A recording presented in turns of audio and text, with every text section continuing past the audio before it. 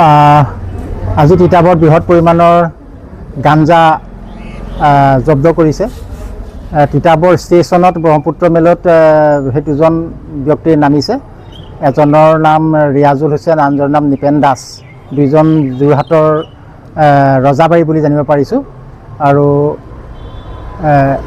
ইয়াত তেখেতসকলে police civil ড্ৰেছত আছিলে আৰু পুলিচে ফ'ল' কৰি পেলাই তিতাবৰ চাৰিআলিত তেওঁলোক মেজিকত উঠিবলৈ লওঁতেই তেখেতসকলক কৰায়ত্ব কৰে আৰু প্ৰায় 9টা পেকেট তেখেতসকলে উদ্ধাৰ কৰিছে। 9টা পেকেটত ওজন কৰি 18 কেজি, প্ৰায় 20 কেজিমান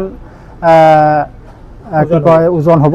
আৰু তিতাবৰ পুলিচৰ এইটো বৃহৎ সফলতা বুলিয়ে ক'ব লাগিব, যিহেতু তিতাবৰ পুলিচে আগতো তিতাবৰত বহুতো ড্ৰাগছ স্প্লেণ্ডাৰ ধৰিছে বা ড্ৰাগছ ধৰিছে। আৰু তিতাবৰ পুলিচৰ এইটো আমি শলাগ ল'ব লাগিব।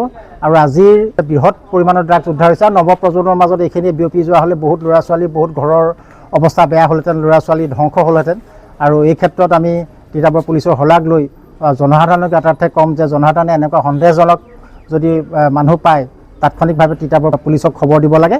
আৰু এইটো এনেকুৱা ধৰণৰ প্ৰায় ঘটনা তিতাবৰত হৈ আছে। আৰু ড্ৰাগছ বিৰোধী সকলো জনসাধাৰণ ড্ৰাগছ বিৰোধীৰ ক্ষেত্ৰত আপোনাৰ এটা পদক্ষেপ গ্ৰহণ কৰিব লাগে।